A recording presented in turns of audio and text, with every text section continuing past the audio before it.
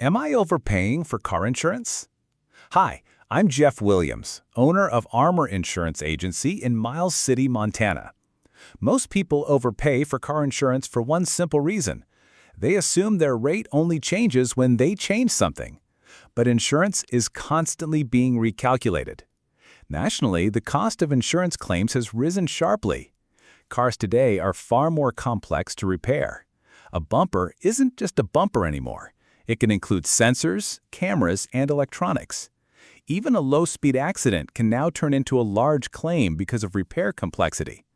That cost gets shared across the entire insurance pool.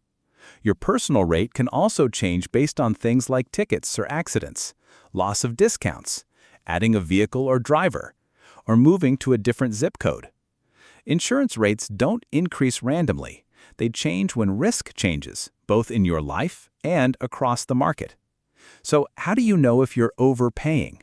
You compare your rate to current market pricing and review whether your coverage still fits your situation.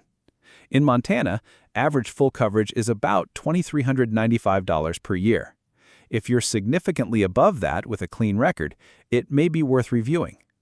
Most overpayment comes from simple issues like not shopping the market or missing available discounts.